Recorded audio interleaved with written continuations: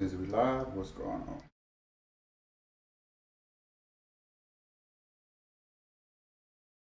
What's popping? What's popping? Is we black? Is we black? What's going on? Let me check.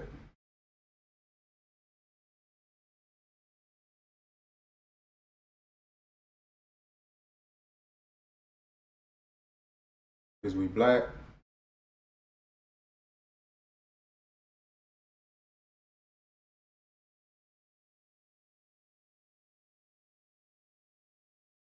See what's going on. Is we black right now? Can y'all hear me out there? I don't know. It says live,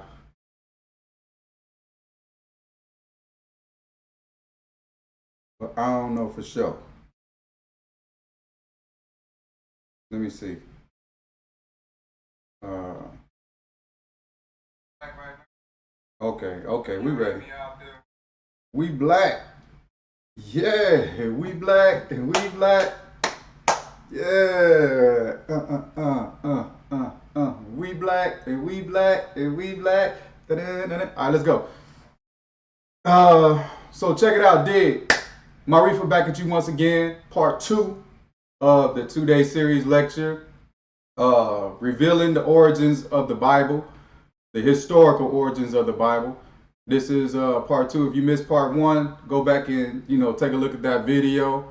A couple of admin notes real quick before we get started. Like I said, I need some energy out there. I want the people to interact with me. Give me a little likes. You know what I'm saying? If you like if you like what you're hearing, hit the like button or love button or whatever. If you don't like what you're hearing, it don't matter. Hit the little angry face. You know what I'm saying? Just let me know that you're here, you interacting. Leave comments. Go to my page, check me out. Give us Maarifa on YouTube and Facebook. You know what I'm saying? Subscribe, like, come on those channels and stuff like that. Check out that page, check out my channels, subscribe on those. So we'll get started. But a quick disclaimer, from yesterday, I got a couple of response yesterday from a lot of people who was interacting with the video. And, I just want to put this out there, all right? I'm not trying to force my understandings on you at all, okay? So let's get that clear, out the way. I'm not trying to force anything on you, trying to convert you into nothing, trying to take away what you're trying to do or nothing like that. What I'm trying to do is present to you this historical evidence, this historical facts, these historical findings that have been out there for centuries, okay? And people have already, scholars have already put this information out, and I'm just presenting it to you, what I've discovered. All right, just to get you to look at something and educate yourself on something that you probably had no clue or idea, that was out there. All right, so maybe just to get you to think a little bit, you know what I'm saying? So look at the information, go in and research it for yourself. You know what I'm saying? Read it for yourself. I'm not telling you to believe anything that's coming out of my mouth. I want you to go and search for yourself. Read it for yourself so you can come to your own conclusion, because I've come to my conclusion. So I'm just giving you this information. You can check it out. You know what I'm saying? I'm not trying to convert you or force anything on you. I'm just presenting this information, these historical facts that have already been proven. Like I mentioned before in history, in order for something to be historical, it has to have a person, a place, an event, the time that it happened, and evidence. Okay? So if you have those 5 elements, then pretty much historically you've been proven to be correct. Now, this Bible doesn't have all 5 of those elements. Okay? There's no evidence or proof of the characters or the stories that are in this Bible that have been proven in real history. So there's a difference, okay? There's real history and then there's literature. This is literature, okay? It's not real history, but in the church they present it like it's real history. when actuality is not. It has some uh, hints or mentions of real history in it, and that's mixed in to the stories in order to try to validate or try to make it fit into real history. So when people hear it or they read it and they hear certain things that sound similar to what real history, has been proven, then they'll say, that sounds right. Maybe that is true. Maybe this Bible is true. Okay, so that's how they did it. But let's pick up where we left off. All right, and we're gonna finish hopefully today. Let me see if I can transition. I want to get to my slides. All right, so what we left off yesterday, and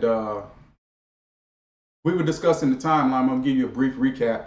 We were discussing the timeline of the Bible, how all of these different Bibles were created, and we're going to go into in-depth how these Bibles were created, who created these Bibles, where they came from, what year they were created, and what political, stance was taken, to formulate the ideas and concepts of these Bibles.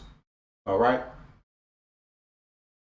Then we spoke about how the Greeks conquered into North Africa, and they made the Septuagint Bible. They Hellenized the African people, indoctrinated them into their Greek culture, gave them language, religion, which is their Septuagint Torah Bible, gave them religion, gave them all this stuff, and then they brought the Arab in. The Greeks did, and they pretty much worked the deal out with the Arabs and gave them the land of Canaan, which is Israel today, modern day Israel. They brought these Arabs over from Iraq, okay, near the Euphrates and Tigris River, near the Persian Gulf. And then they interbreeded them with Greek women, and those Greek women had babies, and them babies pretty much transformed into the Palestinian Arab Jew that you see today.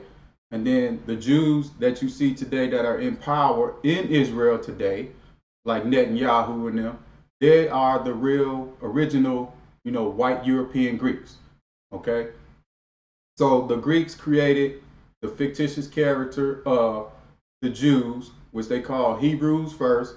Then they transferred the name to Israel, children of Israel, which is broken down from, a three-part African name of African deities, Isis, Ra, and El. Okay, Israel, three-part name.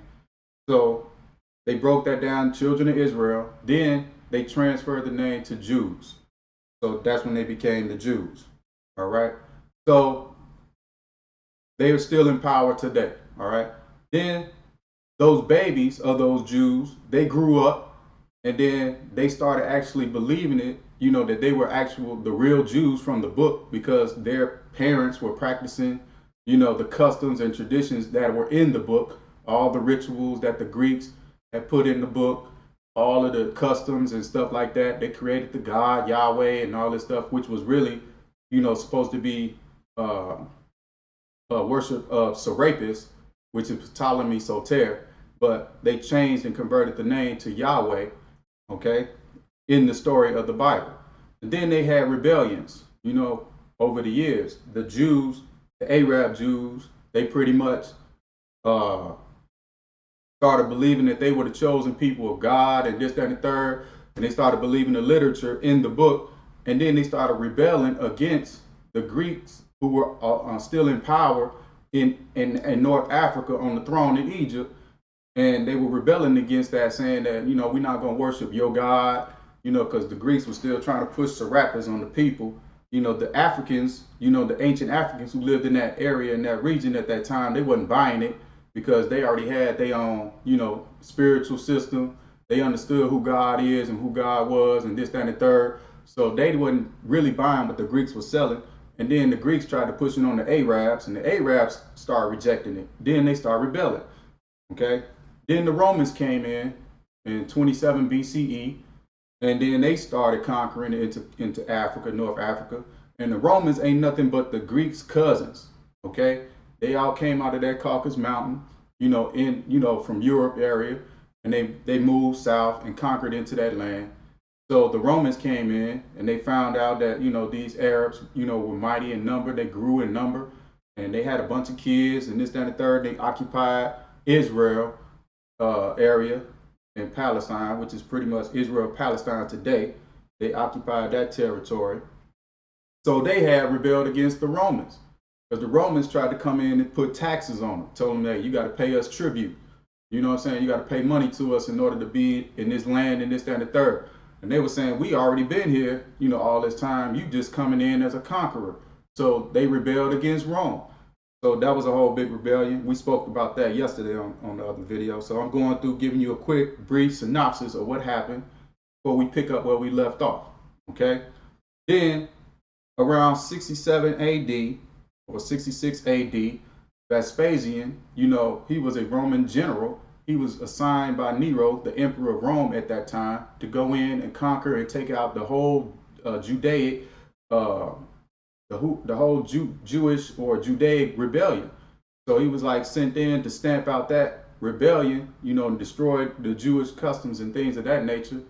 And his son, Titus Flavius and Vespasian, they were both going in, to conquer the land of Israel.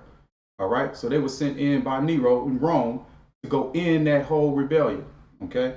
So when they got into, the rebellion, Titus went in and with his father, Vespasian, and they, pretty much conquered, the Sea of Galilee. They beat the rebellious Jews in Galilee, which is in Syria, northern part of Syria, beat them back. And then, they pretty much, won that region. So then this is the dude right here, Titus Flavius Josephus, who was born Yosef ben Mediyahu. He was the leader of the rebellion of the Jews at the time with Vespasian, the Roman general, and his son Titus came down to fight against the Jewish rebellion. Okay? So Yosef ben Mediyahu, he traded on his people. He became a traitor. And he turncoated. And then he told Vespasian that, hey, you are the chosen Messiah, which our people were looking for, which they wrote about in the book.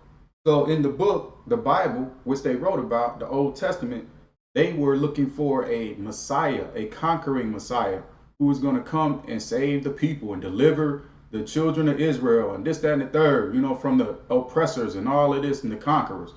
So Josephus, he was born, his name was Yosef ben Mediyahu. He was a Jew. He changed his name, okay, to Josephus.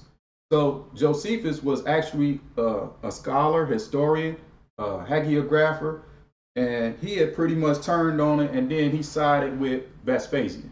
So Vespasian took him under his wing, took him as his slave, converted him and stuff to a Roman citizen, gave him all of these perks, and then this dude, Josephus, started writing about the Jews, and the histories of the Jews. And he started writing all the stuff that went on with the Jewish people, the conquest, the rebellions. He started talking about the histories of the Jews, how the Romans came in and conquered all the area and the region and this, that, and the third. So he was putting the Romans, in a position in his writings that, they were the greatest power and they was like the best thing since sliced bread, So he, hyping them up. And he was putting down his Jewish brothers and sisters, in the writings. So he was pretty much telling them like they wasn't shit, so he was writing like that, in his writings, but he was a historical writer for the Romans. So his writings were pretty much a background or a backdrop for early Christianity. Christianity started in the 1st century AD. Okay, so before the 1st century AD, they were still using the Septuagint Greek Bible. Okay, and they had the Old Testament books in it that the Greek philosophers and the Greek literary teams had wrote, those books in the Bible, the Old Testament. Then you come and you had this guy named Philo Alexander. Philo Alexander was pretty much a historian, philosopher, a Jewish Hellenistic philosopher. He had already been Hellenized. He was a Hellenized Jew, Arab, and Greek. So there was a blended mixture. He was from Egypt. He lived in Alexandria, Egypt. And Alexandria, Egypt is the place where the Bible was written, where the Septuagint was written. Okay? It was written in North Africa, in Alexandria, Egypt. All right? So Philo of Alexander, he played an important part of pretty much interpreting or explaining the old Septuagint Greek scriptures, and then he came up with the concept of the Holy Trinity. You know what I'm saying? The Father, Son, the Holy Spirit concept with the logos. Then he came up with the concept of the allegories. You know, this whole thing is allegorical. He was saying that you can't take the Bible literally. So his philosophies and his understanding and breakdown and principle influenced the early Christology church. So the writers of these particular books, Josephus, Philo of Alexandria, Josephus was a scholar student of Philo. You know, he studied his work. And when he started writing, Josephus did, he started writing according to how Philo, you know, pretty much how Philo explained his concepts and ideologies of what he thought God was. So Josephus is the main author of these books that you see, the gospel writings, you know, Matthew, Mark, Luke, John, Acts, Romans. You understand what I'm saying?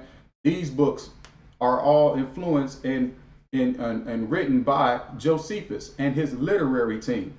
Okay, so the theologians, the Christian theologians in the schools, they'll teach you and try to tell you that, you know, the books of the Bible were written by the people whose names are written on the books themselves. You know, Matthew wrote Matthew, Mark wrote Mark, Luke wrote this. But you can't find in real history any one or to be able to collaborate that particular writing as being real or attributed to those authors.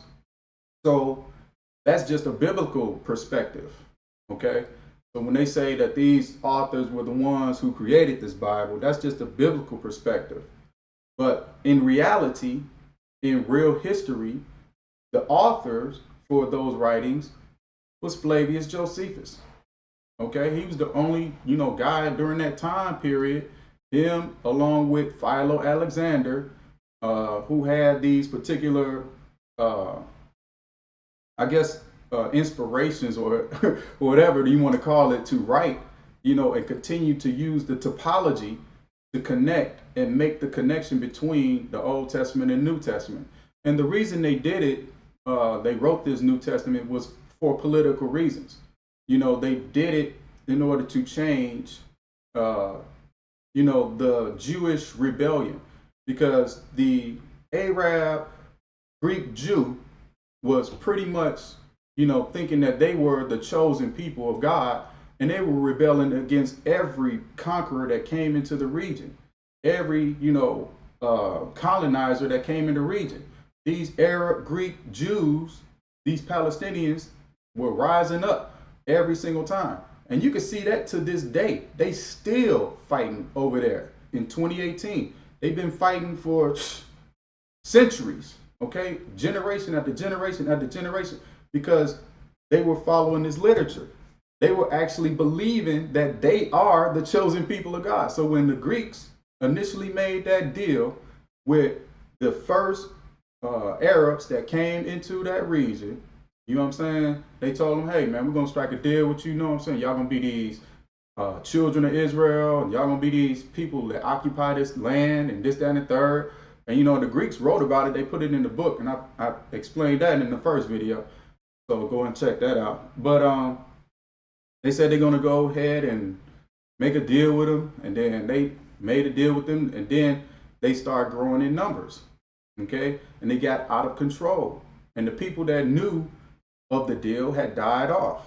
Okay, the old elders who had the initial agreement with the Greeks, they died off. But the Greeks stayed in power, you know what I'm saying? And they were trying to force the traditions that through Hellenization on the children of the Arab Jews, the Arab Greek Jews in which they had created and gave the title and identity of the children of Israel. You know, the Jewish people. You know what I'm saying? So they wasn't playing according to the rules. Pretty much, they started, going against the Greeks and going against the Romans. Even though they had this agreement, with the first, elders that came into the land. But that agreement and that covenant was out the door. That's why you had several different covenants in the Bible that you could read.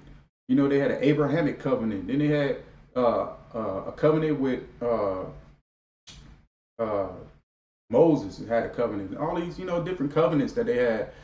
So these promises that they were talking about in the Bible were promises that were made, in real life, in real history. You know what I'm saying? But they just spend it in a certain way in the Bible to kind of tell you what happened, but without telling you who, was the person who received, these benefits, and the person who actually received, so they can stay, behind the scenes. You know what I'm saying? The Greeks can stay behind the scenes and they won't be looked at, in a bad light by the world. You know what I'm saying? But so that happened. So let's go back and we'll pick up where we left off. Princess Bernice and Titus. Okay, Princess Bernice, she was a queen of the Roman Empire. During the second half of the 1st century, Bernice was a member of the Herodian dynasty. Now the Herods were a Jewish family of royal lineage. They pretty much were the tax collectors in Judah, in Israel at that time. And they went up and they pretty much was the tax collectors, and they were but pretty much they were working with the Romans. So Princess Bernice, she ruled in the Roman province of Judea between 39 BCE and 92 AD. She was the daughter of King Herod Agrippa. So King Herod, his name is in the Bible. Okay, this was the dude who was like supposedly to kill off all the second born children in the land of Egypt or in the land of Israel. And that's why Jesus had to escape and go down to Egypt. If you read in the story, in the Bible, and that's why Jesus had, as a baby, Joseph and Mary, he had to go down to Egypt and escape because Herod was trying to kill, all the babies, after the 3 wise men, or the wise men came to see him, because they told him there was a star, in the east that they were following, of the king and all this, that the king that was coming. So King Herod pretty much was a real historical figure in real life. Okay. And they wrote about him in the literature, in the Bible. So Bernice was his daughter, Princess Bernice. So she was the sister of King Agrippa II.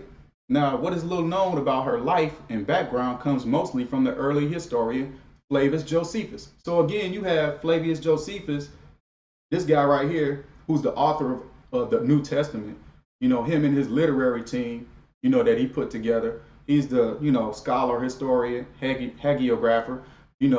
He's the writer of all of these stories, and he wrote about people's lives. He not only wrote about their lives, but he also wrote stories. So he wrote the New Testament. So this guy wrote about Princess Bernice, and he detailed the history of the Jewish people and wrote an account of the Jewish rebellion. Joseph records 3 short-lived marriages in Bernice's life. So she was married to Marcus Julius Alexander, brother of Tiberius Julius Alexander, and the son of Alexander, the Alabarch of Alexandria. So she was connected with the Alexanders. She was connected with the Alexanders in Alexandria.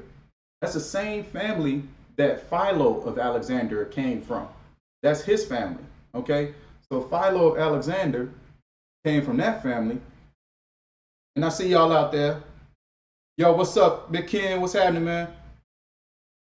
What's happening, Bernard? I see y'all out there. Peace, family. You dig? Appreciate y'all, joining me on the live stream. Appreciate that. Getting this Maarifa. You dig? Appreciate that. See y'all out there. Love. So let me continue. So Bernice, she had, pretty much married into this family, and she was kind of wealthy because they were tax collectors. All right. So she had influence and knew about the Jewish, histories and things of that nature. So in 64 AD, Emperor Nero appointed Gesius Florus a procurator of the Judea province. During his administration, the Jews were systematically discriminated against in favor of Greek population of the region. So the Jews were discriminated against in that area because the Greeks were in the same region in Israel, living amongst them, and they were being discriminated against. It's just like today. Okay, today you got, white privilege in America, Africans being discriminated against, you know what I'm saying? So it's the same situation. Stuff ain't changed, Told you there's nothing new under the sun. It just keeps rotating, we keep repeating. And then you have that situation occurred, and tensions quickly rose to civil unrest when Florus plundered the treasury of the Temple of Jerusalem under the guise of imperial taxes. So here again is the historical record and account of what happened with the rebellion, of why it got started. It was because of taxes. Okay, so during this time, following riots and instigations, there was arrest and people were crucified by the Romans. Nero, who was the emperor, appointed Vespasian Flavius to put down the rebellion, who landed in Judea, okay, with the 5th and 10th legions in 67 AD. He was later joined by his son Titus. Okay, so it was during this time that Bernice met and fell in love with Titus. So Titus was the second in command, the second general in command under his father Vespasian, whom Vespasian was going back to Rome to become the emperor because Nero was pushed out of power. Okay, Nero lost power in Rome as Vespasian went up to pretty much campaign for the position as emperor of Rome. So Bernice, she positioned herself and put herself in a position to become, in that family lineage. So the Herodians, which is her family, Bernice, they sided with the Flavians during the conflict. And Bernice reportedly used all of her wealth and influence to support Vespasian on his campaign to become emperor. So when Bernice did that, she resumed her relationship with Titus, living with him at the palace and reportedly acting in every respect as his wife. Now, the ancient historian Cassius Dio writes that Bernice was at the height of her power during this time, and if it can be any indication as to how influenced she was, and the records of anecdote in his Instilio Oratorio, where, to his astonishment, he found himself pleading a case on Bernice's behalf, where she herself presided as the judge. I'm gonna get with you. So then, when she presided over them as a judge, her story, her name is in the Bible. Okay, so again, you have situations where these characters, these real historical figures, are mentioned in the book. They'll mention these historical figures in the book, and sometimes they'll mention real true history in the book without identifying themselves. Other times they'll put their names in it and identify themselves directly. Or they'll make up a different name in order to make you see who they really were and tell you, this is kind of like giving you clues and hints as to, who had influence on writing these stories in the Bible. Okay, so they put evidence in the Bible to show you, but you got to be able to think esoterically and to be able to dig deeper than what you see on the surface, on the literal surface. You got to be able to look outside of biblical literature and read true history in order to make the puzzle fit. Okay, so I'm giving you the real true history along with the literature to show you how it all connected. Okay, so here we go, moving forward. These are the originators of the Jesus gospel story: Josephus Bar Matthias, Philo of Alexandria, his concepts and ideas, Vespasian Flavius, Titus Flavius, and Princess Bernice of Herod. Okay, so how are they all interconnected? Let's see here. So in Matthew 27:57, it describes him as a rich man and disciple of Jesus. But according to Mark 15:43, Joseph of Arimathea was a respected member of the council who was also himself looking for the kingdom of God. And Luke 23:50-56 adds that he had not consented to their decision and their actions. So Josephus Arimathea, uh, who was Yosef ben Mediyahu, and he changed his name, okay? He wrote himself in the Bible, all right? And he was this guy, um, Joseph of Arimathea. This is the one who asked for the body of Jesus. You know, if you go into the story, and I did a video on this one explaining that too, that Jesus did not die on the cross. Go check that out on YouTube under Maarifa. But you'll see that breakdown too under video number 3. But Joseph of Arimathea is Joseph of Arimathea. He's the same character, but he changed his name. In the literature of the Bible, Josephus became Joseph in the story in the Bible. Okay, he changed his name, his character in the story, and then he put himself in the story of the Bible. All right, to show you or drop a hint, to give you a clue as to who was the author of these stories. All right, so how can you tell that? It's like, well, allegedly during the time frame that they wrote this story in the Bible, Josephus wasn't born. You know what I'm saying? So Joseph of Arimathea and Josephus of Arimatheus, they're the same person, but it made it seem like he wasn't in the book because it was written at a different time. You know what I'm saying? 30 years before he was born, allegedly, and after that, you know, he wasn't in the story anymore. But Philo's influence on the story came in Matthew 3:16-17. So this is where you get Philo's influence, you know, along with Ecclesiastes 8, 1-6, which we read in the previous video. But Matthew says 3:16-17, it says, and Jesus, when he was baptized, went up straightway out of the water, and lo, the heavens were opened and unto him, and he saw the Spirit of God descending like a dove and lighting upon him. And lo, a voice from heaven saying, this is my beloved Son, in whom I am well pleased. So you see right here, that's the Holy Trinity concept, that Philo had mentioned in his ideology of the Logos. You see right there where it says Philo believed, oh, wait a minute, hold on. Yeah. That he holds that the concept of the Logos as God's creative principle influenced early Christology.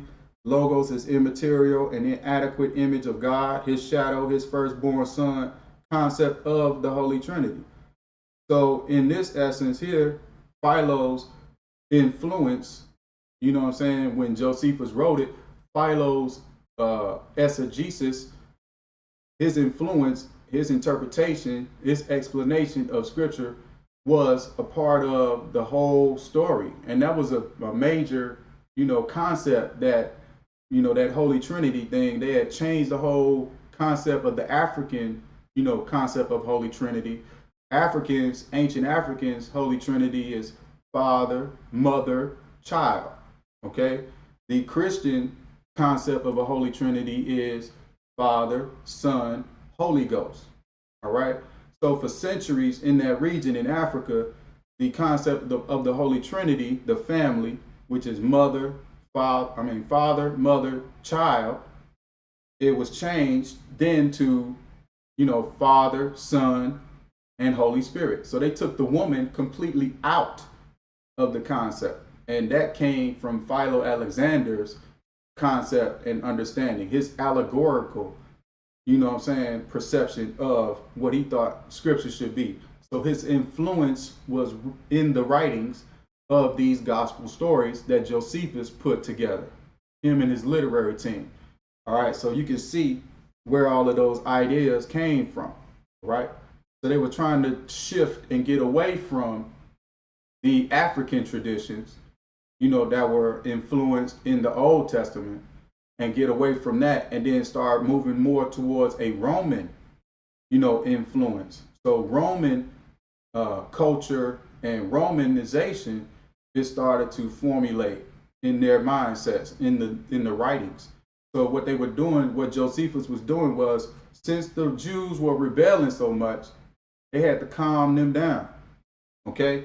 They had to calm down these Jews, that was so fired up, thinking that they, was going to have this Messiah come, basically from the book, that the Greeks wrote. The Greeks wrote about this conquering Messiah, which they were really the conquerors that were supposed to come and, you know, devastate and all this stuff like that and be the messiahs of the people. But that's who they were. They were talking about themselves.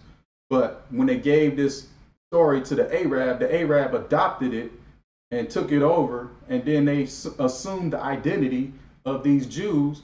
And once their generation and generation babies were born, and they raising up these babies and teaching them this literature from birth, these babies don't know nothing else but this literature.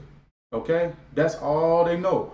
So of course they're gonna think it's correct, you know, and they're gonna die for that stuff, you know, thinking that that's what they truly, their ancestors allegedly, you know, were supposed to be. So they wasn't there, you know, when the Greeks had the deal, the first handshake deal with the Arab, you know what I'm saying, from the beginning, you know, when they were saying that Abraham was the first Hebrew came up, you know, that wasn't no, Abraham was a character that was used to, you know, pretty much describe the deal that went on between the Greeks and the Arab, and they became the Jews. But anyway, so these kids, you know, they was always rebelling, all right? So Josephus understood that, and when he turned against the Jews after Vespasian came down and conquered or defeated his army or the rebellious army in Galilee in 66 AD, when they defeated them in 66 AD, Josephus turned against the Jews, and he started writing that they needed to calm down. So he created a calm and peaceful, loving, forgiving, turn the other cheek Messiah. He created this character called Jesus. Okay, this loving, calm character. They changed the whole concept from the Old Testament. The Old Testament was like waiting for a Messiah to come back who was like David, who was going to come back and destroy all of the enemies of the Jews and this, that, and the third, and kill everybody and take the land back and all this, that, yada, yada, yada. That's what the Jews thought they was going to get. You understand? And that's why Jews today, you go to Israel today and you ask a Jew, they'll say, hey, do you believe in Jesus? They be like, nah, hell is a Jesus. You know what I'm saying? They'll chalk them up. They don't believe in no Jesus. They be like, yeah, you know, we heard that story before, but they ain't none of our Messiah. You know, the Jews of today they don't subscribe to no Jesus, because they know it's fake. They know it's BS. Even though their understanding and their concept is fake too. They don't even know that part is fake. Okay? But all they know is what they were told from birth. And Jesus was not it. Okay? That's some concept that the Josephus and the Romans, they concocted that story about Jesus. Josephus created that story about Jesus. All right? So let's keep moving. So then Josephus pretty much, he used Titus as the mold in which to make, you know what I'm saying, this Jesus character out of. Because there are some things that Titus did in history, real history, that parallels what Jesus was talking about in the scriptures, in the Bible. Okay? So if you look in real history, you'll see where Titus did some things, and then it'll parallel with the Bible. All right? So in Mark 13:2, it says, and Jesus answered, said unto him, seest thou these great buildings? There shall not be one left stone upon another, there shall not be thrown down. And then Matthew 4:19, he said unto them, follow me, and I will make you fishers of men. All right, so certain things that Titus did in history, real history, is what Jesus was referring to or talking about in the scriptures, in the Bible. So Josephus used Titus as a basis to create the character of Jesus. Okay, so he used the life of Titus to pretty much create the character of Jesus. And then he attributed Jesus with some, you know, new loving and caring and all of this stuff like that approach, because, you know, Josephus was a Roman apologizer. He was a Roman apologist. You know, he was writing that the Romans were pretty good. So if you read the Bible, you know, you'll see that the Romans were not depicted in such a bad light. You know what I'm saying? So the Jews were depicted as the ones who were evil and wicked. You know what I'm saying? The Pharisees, the Sadducees, Caiaphas, all of the church leaders in the Jewish synagogue, they were the enemies of Jesus and his 12 disciples in the book, in the story. Josephus was writing in that way because, he was already turned against his fellow Jewish people, what I'm saying, way before. So he was a traitor. And then if you look at the writings and you read the scriptures, you'll see that the Romans, they don't look so bad. Pilate, they looked at Pilate, what I'm saying? If you look at the story of Pilate, Pilate was looked at like, hey man, I'm not trying to kill Jesus here, what I'm saying? So I'm gonna try to, do the best that I can to try to save him and this, that, and the third. But, I'm gonna try to do what the Jews, asked me to do. So Pilate, I wash my hands of this blood and this is not on me, this is on y'all, So Josephus wrote in these stories that, the Romans came out looking pretty good. You know what I'm saying? In the writings in the Gospels. And then in the book of Acts. And then, in the book of Romans. Why do you have a book of Romans? You know what I'm saying? Are you writing directly to Romans? For what? You don't need to convert them and all this, that, and the third. But anyway, Josephus wrote these stories. All right. So they tried to attribute these stories to Luke, John, Mark, Matthew, and all of this, that, and the third, and Paul, and all of that. But in reality, the real author of these stories is Josephus. You know what I'm saying? This dude right here, Josephus Bar Matthias. So his works, was all of that. A part of the, what's it called? Now, Princess Bernice, she was in the Bible too. And after certain days, King Agrippa, in the book of Acts 25:13, King Agrippa and Bernice came unto Caesarea to salute Festus. Acts 26:30, okay? And when he has thus spoken, the king rose up, and the governor and Bernice, and they that sat with them. So she's in the Bible as well. All right, so she had influence also on that as well. For sure. I got you, Ken. For sure, no doubt. I ain't trying to convert you into nothing, bro. I'm just trying to present this evidence to you. You know what I'm saying? Present this history to you. You know what I'm saying? You can think about it. You can research it on your own. You know what I'm saying? I'm not trying to convert nobody into nothing, trying to force nothing on anybody. So I don't want people to think, you know what I'm saying, that I'm trying to turn them away from whatever. I'm just giving you some information, presenting it to you, presenting historical facts so you can go and think about it and read it for yourself. And you can come to your own conclusions. You dig? Ain't nobody gonna give you this information. So I'm giving you the information right here. The church ain't gonna give you this information. They want you to continue to come back and believe in this literature so you can keep giving them that money. You know what I'm saying? That's their whole focus. But I'm gonna give you this historical facts and these truths, and you can go ahead and research it for yourself. I'm not trying to convert nobody or trying to force my ideologies on nobody. What I'm trying to do is present this historical information, okay? So you can look at all sides of the evidence. When you go to a court of law, the judge is going to reveal or is going to look at all sides of the evidence before they render a decision, all right? So it's what I'm trying to do. You've been presented one side of the story, all right? I'm trying to give you the complete side of the story. You see both sides. A coin has two sides. You know what I'm saying? If it's not a double-faced coin, but two sides to every coin. So you got to be able to see the whole thing in totality, and then you can come to a conclusion. You understand what I'm saying? So I feel what you're saying, dog. I feel you. But yeah, but I ain't trying to convert you. You know what I'm saying, Ken? You know what I'm saying? So, this is just information for you, to go and research if you feel like on your own. You dig? So here we go. Going back to the story. We back on it. Appreciate that. We live. Moving forward here. So this Titus and Jesus is Titus. So based on the true story, so Josephus, he was the author of the Gospels and the epistles of Paul. And he pretty much used Titus' life and stuff like that to create the Jesus character. So we should attempt to understand the Gospels as they would have been understood by Josephus, the one familiar with the conquest of Judea by Titus. He was there.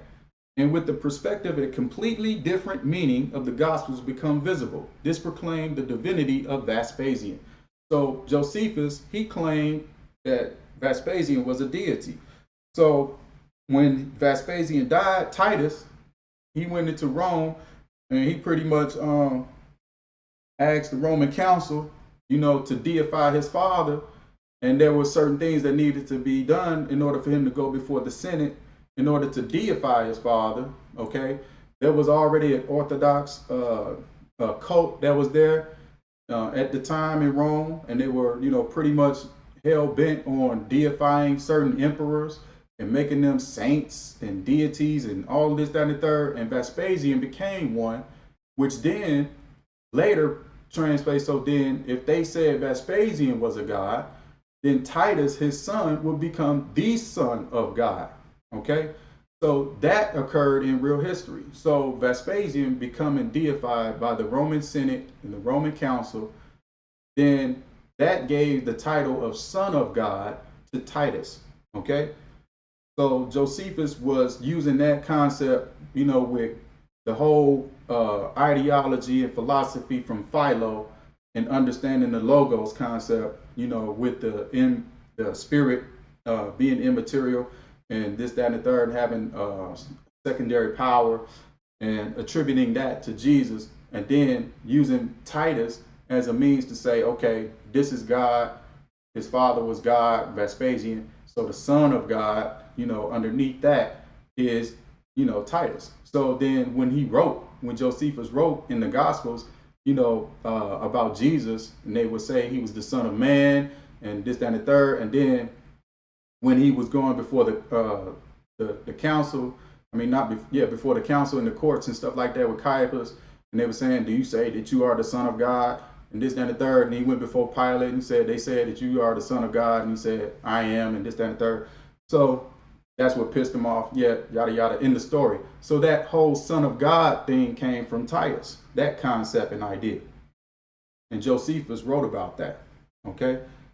So then the parallels here that you can see between Titus's real life and the literature of Jesus' character is found here. So Titus, in real history, he won a great ship battle against the Jews, according to Josephus, in the War of the Jews. This is a book that Josephus wrote, okay, before any Gospels came out. So Josephus wrote that book, War of the Jews. After the battle, the lake water was covered with dead floating Jewish bodies. So Titus had to start using fishing nets to get all the bodies out of the water. And Titus became a fisher of men. So that part of the scripture, you'll see parallels where Jesus said in Matthew 4:17 through 19, Jesus said to have asked Peter and Andrew to become fishers of men at the shores of the Sea of Galilee. The same place where Titus, was pretty much fought the Jews, the Jewish rebellion. And, he fished the men out of the sea with the nets. So you can see where they parallel. So in Josephus, the War of the Jews, he documents that Titus in Gadara, running into a legion of Jewish militants called Caesarea, who after being attacked with Rome, darts began to run around like wild animals until they drove in the river Jordan. So in Mark, in the book of Mark, chapter 5, verse 9, it tells the story of Jesus casting out a demon named Legion. Same thing as Titus over there. He ran into a legion of Jewish militants. So Jesus casting out demons named Legion, for we are many, to a herd of swine that ran into the river Jordan and drowned. Another parallel. You see what I'm saying? So these parallels between Titus's real life in real history with the character, the fictitious character that Josephus created in Jesus, you can see where he got this material from to create these stories. He created these stories here. So in the last one, according to Josephus, Titus did all that and called himself the Son of Man. And since he had his father deified, he was considered the Son of God. Jesus also supposedly predicted the Son of Man would come to Judea before the generations that would crucify him had passed away, encircling Jerusalem with a wall, destroy the temple, and not leaving one stone untold. So there's no parallel to the crucifixion in Josephus' War of the Jews, his book. But instead, in his autobiography, the Book of Life of Flavius Josephus, written in 93 AD, he discussed the time when he saw three of his friends on a cross, and he asked Titus to take them down. And he did, but only one lived. So this parallels the Bible in the three men on the cross, and one survived it, but even are taken down by a Joseph. Both are even taken down by a person named Joseph. So Josephus' real name is Joseph. Josephus is really Joseph in the Bible, okay? So Josephus wrote about the story where, three of his friends were crucified, and he goes to Titus to ask for the bodies and this, that, and third. That's the same story you see in the Gospels. Same story. So when he wrote in his autobiography, he wrote that exact same story in there, but he didn't name no Jesus. He didn't name, and say it was Jesus the Christ from Nazareth and this, that, and third in his historical record. He saved that for the Bible story, okay? So he wrote this Bible story separate from his autobiography, but he wrote the same story line, like the same little tale, and he put that into, both books, okay? So the parallel of the story there. So Josephus. So here we are. The bottom line is the Flavians came up with the idea that the way to tame Messianic Judaism is to transform it into a religion that would cooperate with Rome and to worship Caesar as a god without knowing it. They had failed to force the Jews to worship Caesar. Their Jewish and Hellenistic intellectuals and experts created a new form of Messianic literature they called the Gospels. Okay, the Flavians created a number of religions in addition to Christianity. The author of the Gospels, they convinced their readers that their Jesus was a continuation of the divine relationship that existed between the Hebrew prophets and God. They used the genre of typology to do that. Typology. So let's look at typology and see what that does. Let's see here. Let me see if I can bring it up. Here we go. So typology in theology, typology in Christian theology and biblical exegesis is a doctrine or theory concerning the relationship of the Old Testament. Okay? So the Old and New Testament, these events, persons, or statements in the Old Testament are seen as types, prefiguring or superseding by antitypes, events or aspects of Christ or his relationship described in the New Testament. So for example, it says, Jonah may be seen as the type of Christ in that he emerged from the fish's belly and thus appeared to rise from death. In the fullest version of the theory of typology, the whole purpose of the Old Testament is viewed as merely the provision of types of Christ, the antitypes or fulfillment of something. So this is how they use, things in which to say that they're fulfilling prophecy. Okay, when they, do these typologies, this typology theology, they try to use this as a means to say they're fulfilling prophecy, or this is where you see, like, when you see people say, oh, Bible prophecy is being fulfilled. In reality, it's not being fulfilled. What they're doing, the author of these books are going back and taking a look at old manuscripts, old books, and they're reading the stories, and they're picking certain parts of the story in order to use a typology to interconnect it with the new book that is written and tying it together. So it'll look like something was being fulfilled, from the Old Testament into the New. That's where you hear church pastors saying, the Old Testament is the Bible, is Jesus being revealed, and then the New Testament, they said, is Jesus being fulfilled, or prophecy being fulfilled about Jesus coming, this, that, and the third, which in reality is only typology. The author is using typology, okay? There's nothing about any prophecy being fulfilled or anything like that. It's man writing these stories, looking back at the old books It's like me going to take this book. This one came out first. I read it.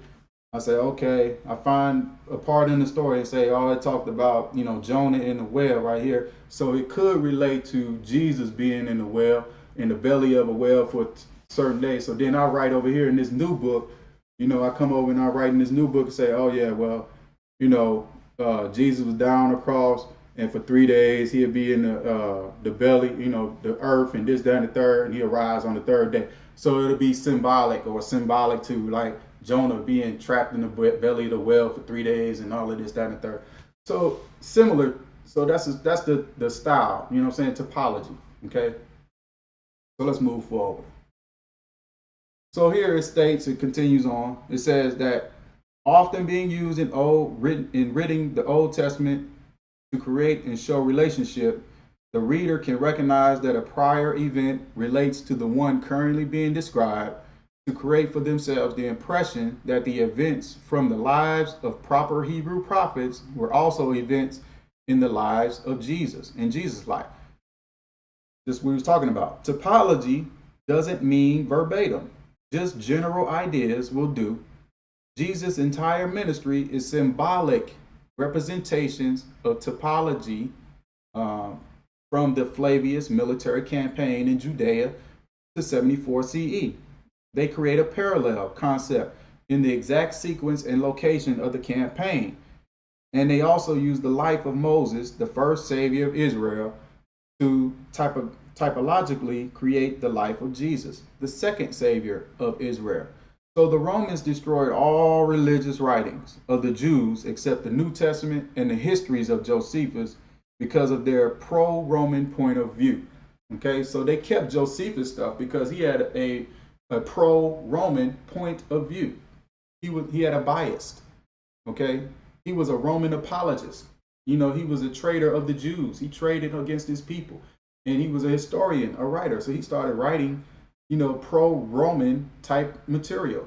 And the Bible is pro-Roman.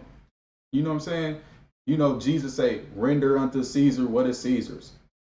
Jesus goes before Pilate and he's quiet. He don't really say nothing, to defend himself. You know what I'm saying? Then they go to Rome in the book of Acts and all that stuff like that. And Paul takes a journey into, the European area, things of that nature, and start to preach all over Europe. Then he goes to Rome and stuff, even though he, was captured and stuff like that. He's in prison and all this stuff, and he's writing letters to the Romans and this, that, and the third. It's all pro-Roman. Okay, so the New Testament is pro-Roman. So that's the reason why, it all fits, with this whole historical perspective of Rome, who was actually in charge during these time periods. Okay. And remember, there was a lot of rebellion that was going on leading up to this point. Okay. That's the reason why the Romans had to change, the idea of this Messiah. They had to change the mindset of this Messiah and bring about a new Messiah, who was so loving and soft and caring and peaceful and forgiving and all of this. In real life, what was going on during that time period was war and conflict and strife, and it was rebellion, and it was a bunch of stuff that was really happening in real life.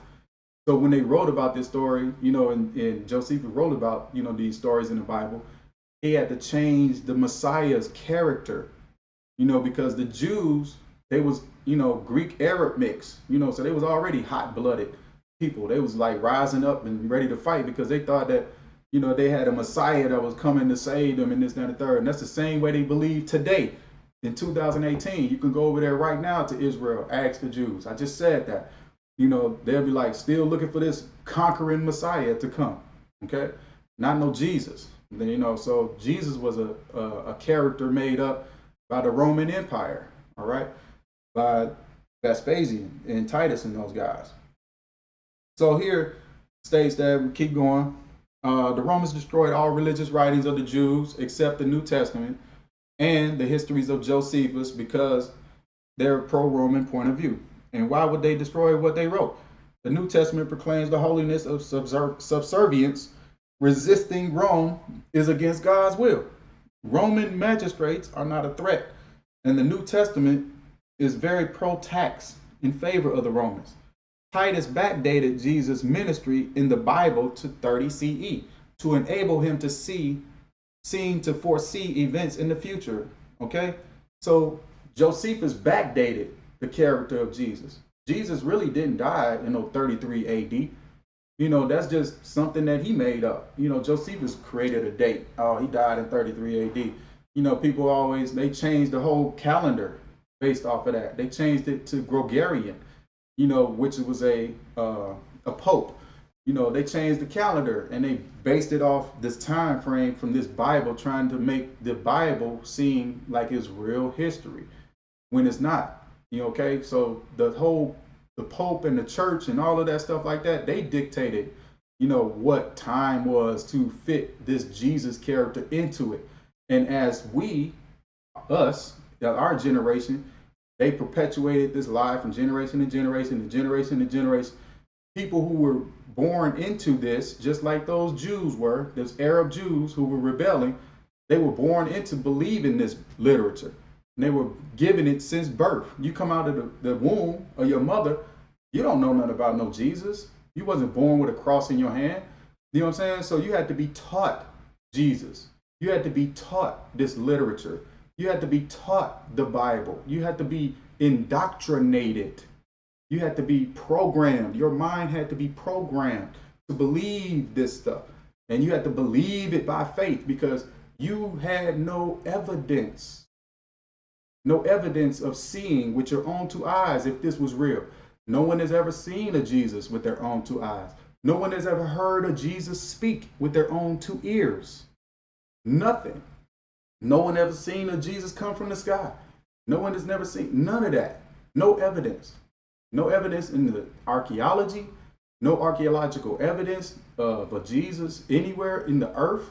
But they find African bodies in Egypt all the time. They find temples. They find bones of dinosaurs. They find all type of stuff. But they don't find no Jesus stuff because it was a fictitious, character made up by Josephus. So going on, it says Titus backdated Jesus' ministry in the Bible to 30 CE to enable him to foresee events in the future like the destruction of the temple in Jerusalem that had already occurred. Then Titus had Josephus, his adopted brother, create a fictitious history to document further what the New Testament said. You see that? He had him create a fictitious history to document further the New Testament said. So all of this right here, and there's a source reference for you, Caesar's Messiah. You can read that. Joseph Atwell, he created that book. Very interesting read. So up until this moment, up until this time, they had the Septuagint Greek that was in circulation all the way from 320 BCE up until 180 AD. So then you get the creation of the Peshitta, okay, the Syriac Peshitta. And then the Peshitta is from Syriac, which is Syria. And they said that the first church in the Bible, in the book of Acts, it said that the first church was in Antioch. The first Christian church, they said, was in Antioch. This is what they wrote in the Bible. So from that perspective, when they had the Peshitta, right, the Peshitta, they tried to put in the Bible that the Peshitta was, from the first church. And this from this region. See if I can pull it and show you here on the map. Syria. You see this here? Right here is Syria. So they're trying to say that, that the first Christian church was established in Syria, in Antioch, which is in Syria, in this region right in here. Okay? So that's what they said. The Peshitta Bible was translated into Syriac. Okay, that's a different language, Syriac. And they were saying it was translated into Syriac. But we'll go in and then take a look at the Peshitta and its inception. Let me get back to the slides. So it says the consensus within biblical scholarship though not universal, so everybody does not agree, is that the Old Testament of the Peshitta was translated in Syriac, Greek. Okay, this is where the Greek region is, in Syriac. So they don't agree universally that this Old Testament stuff was translated in Syriac. So in the Bible, when it says the first church was in Antioch and stuff like that, how could they establish a church without a Bible? Okay, how can they establish a church without a Bible? They needed. Let me get some water. Hold on.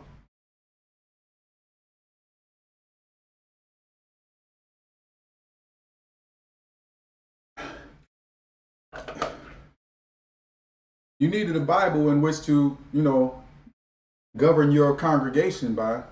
And the Syrian people, which were Greek in region and origin, I guess they stopped using the Septuagint because the Septuagint was only in fragment, pieces up until a certain point in time when they started creating more of those stories.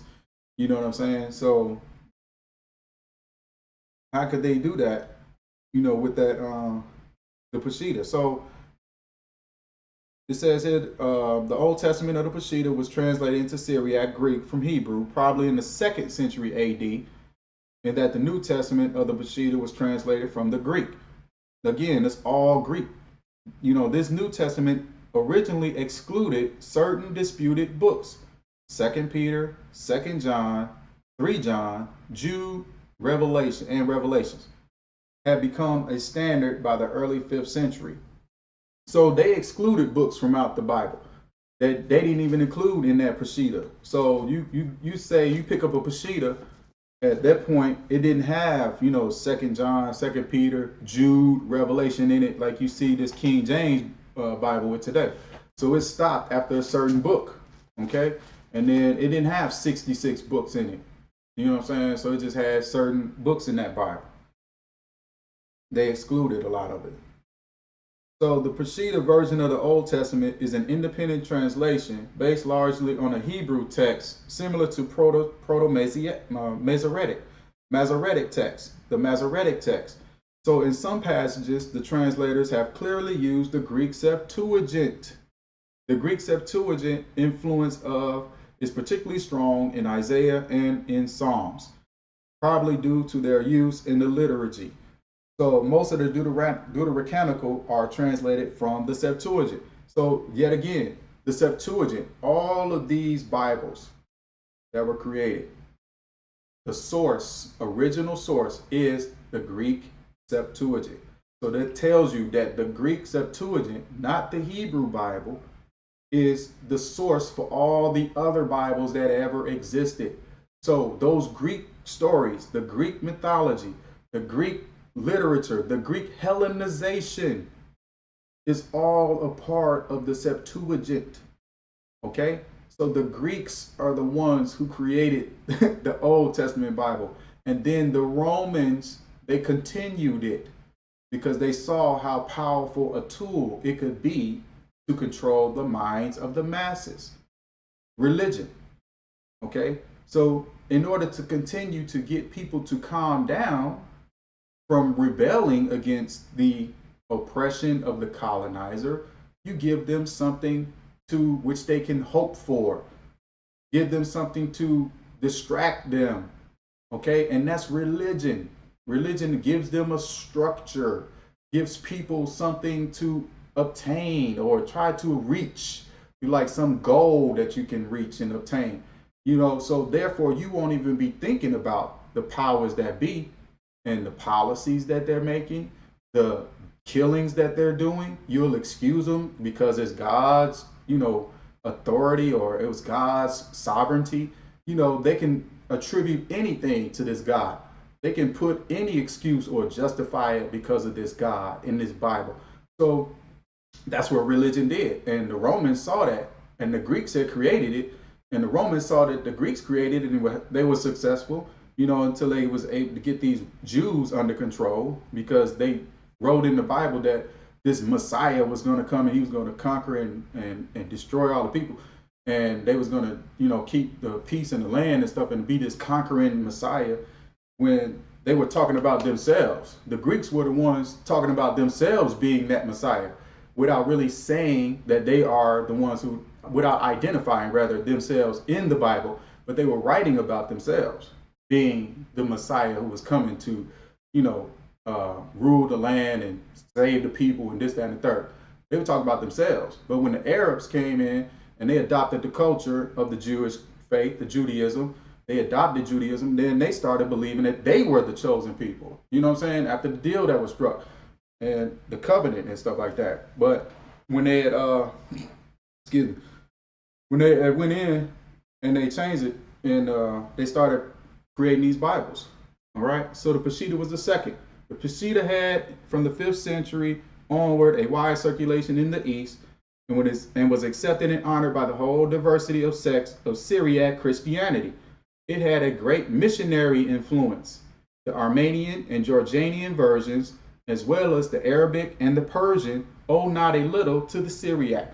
So they were pushing this thing all the way out to these regions. Let's go here.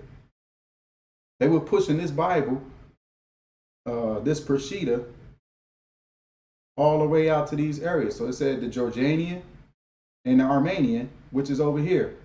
And these are near the Caucasus Mountains.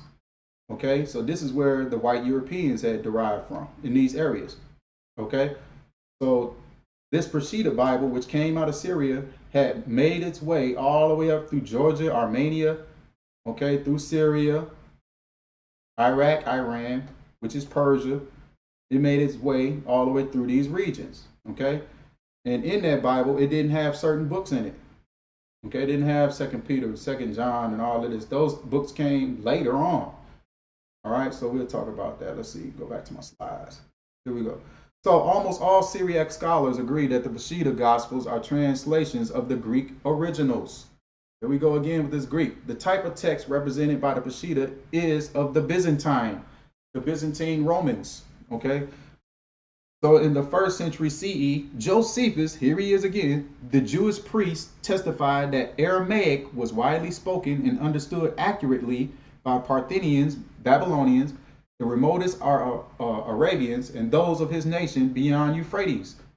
With Adabini, he says, I have proposed to myself, for the sake of such as live under the government of the Romans, to translate those books into the Greek tongue, which I formerly composed in the language of our country and sent to the upper barbarians. So Joseph, the son of Matthias, which is Joseph Bar Matthias, by birth a Hebrew, a priest also, and one who at first fought against the Romans, myself, and was forced to be present at what was done afterwards, I am the author of this work.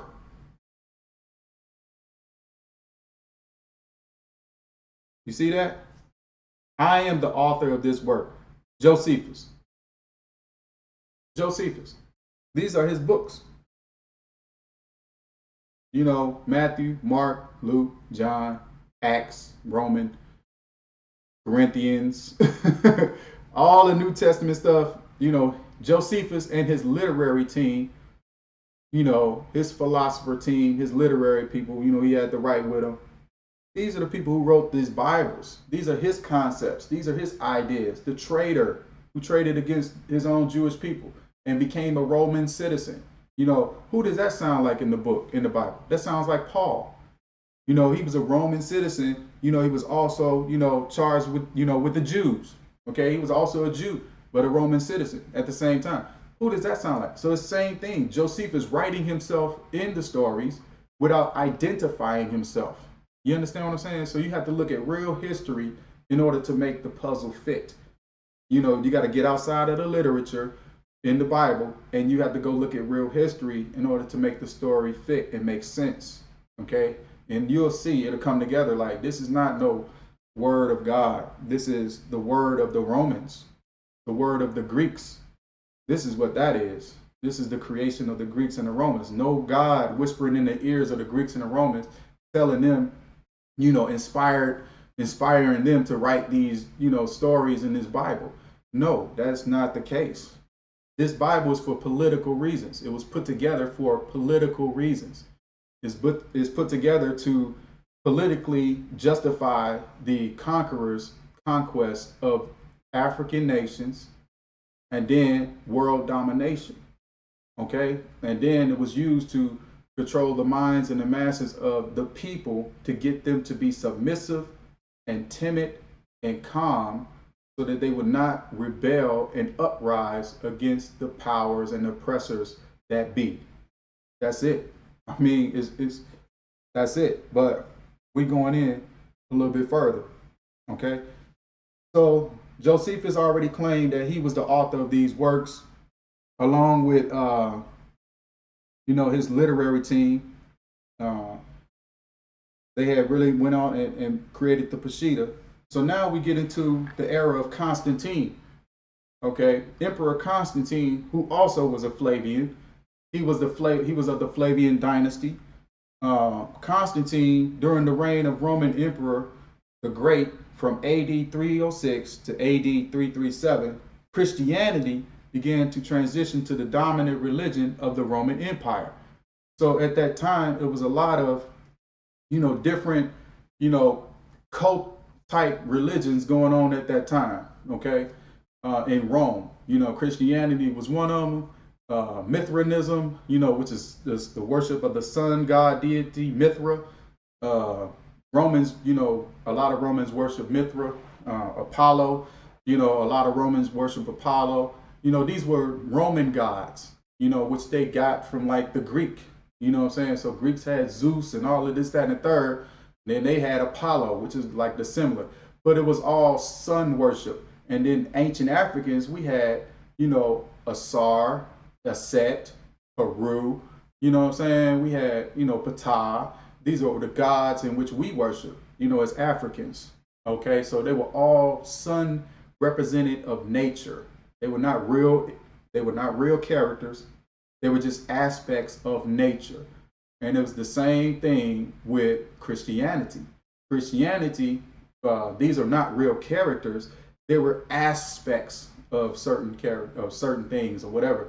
So when Philo of Alexander had created his logos concept, was saying that these are allegories. And I read to you in Galatians 4:22-24, where it says, where the story of Abraham having two sons was all allegory. Okay, it's in the Bible. And I put that in the previous video. All of that is allegorically speaking, so these deities that they created were not real figures. They were not real men who walked the earth. There was no Jesus that laid on a cross and died for your sins and all of that stuff. It's a fictitious story that was created by Flavius Josephus, okay, who was a Roman, Jewish turncoat.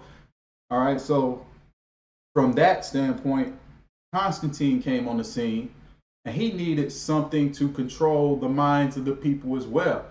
So he wanted to get the unification of the people in Rome. He wanted to unify the people in Rome because there were so many different factions. There were so many different classes of people in Rome. So it's just like America today. We have all of these different denomination factions. We have, different divisions. We have different races. We have different sexuality groups. We have different, religious groups, fraternity groups. We have all of these different, factions melted into one. Okay. And we all living amongst each other. It's just like Rome. America is just like Rome in their demographics and makeup. Okay. So the Roman influence is on America today in 2018. They had a Senate and a council. We have a Senate and a council. You know what I'm saying? They use currency and taxes. We use currency and taxes. They had multicultural people living in Rome. We have multiple cultural people living in Rome. Okay, in America. So similarities with Rome still exist today. All right, and Constantine wanted to unite the people under one umbrella. He wanted to unify under one umbrella, just like when they tried to unify the United States. Okay, let me see. So historians remain uncertain about Constantine's reasons for favoring Christianity And theologians and historians had often argued about which form of early Christianity he subscribed to. It was Mithraism. Uh, Constantine's decision to cease the persecution of Christians in the Roman Empire was a turning point for early Christianity, sometimes referred to as the triumph of the church, the peace of the church, or Constantine's shift. Now, in 313 AD, Constantine and Licinius issued the Edict of Milan. That was the decriminalization of his Christian worship. So, the Edict of Milan allowed for Christians to openly practice Christianity in Rome without going to jail or being, crucified and all of this, that, and the third, or whatever. Because they was killing Christians, for worshiping that stuff during Nero's time and Vespasian. So, my bad. Man, it get dry. My mouth get dry. Be talking so long. But anyway, teaching. It is. When you get out and you get dry. But during that time frame, it was against the law to be trying to be openly a Christian. All of this, that, and third. You get persecuted. You get put in jail. You get killed. All of this stuff. So Constantine wanted to end that, but he wanted to unite the Roman Empire under one religion, one main religion. Okay, so he couldn't use certain religions like Mithraism, which he pretty much on the Arch of Constantine in Rome today. You'll see all of the depictions and stuff like that of his conquest on the bridge of the battle that he had, and you'll see Mithra as symbolic on that arch. So that's artifacts that you can go and see, archaeology. And he was trying to unify Rome under one. So he used Christianity as a means. This was a new up and coming, religion or faith and stuff like that they was trying to transform. And it was gaining, speed with a lot of the people. A lot of the people was, joining and jumping on board this Christianity because it was all about love, and it was all about forgiveness, and it was all about peace, and all this, that, and third, because it was so much war going on at that time, so much rebellion, so much fighting. People were just tired. The people were tired of all that fighting and stuff like that, back and forth. And this new message of love and this new ideology that Josephus and Vespasian and Philo and Bernice and all of them put together to try to change the concept of this new God became popular amongst the people, okay? And it spread, so it wasn't no Paul, going around, preaching the word and all of this, that, and the third. It wasn't no Paul doing all of that. It was telling, the Bible stories was telling about how it was spread, throughout, Rome and throughout the Roman Empire, and how the Christianity was spread throughout Europe and North Africa and all of these things of that nature. And then you had the Peshitta that was being presented, and the stories were being written and they was putting it together. And then the Peshitta, didn't have certain books in it, 2nd John, 2nd Peter, Jude, Revelations. It wasn't in that, first initial book that went up. So all the way up until this time, you had the Septuagint Greek, and then they made the Peshitta in 180 AD. So the Septuagint Greek came out in 320 BCE, and then the Peshitta came out in 180 AD. All right, so all the way up until this time, they was using the Septuagint Greek, and then they translated that Greek, and they started, adding and putting stuff in and taking books out from the Peshitta. All right, and they translated that in Syriac. Right.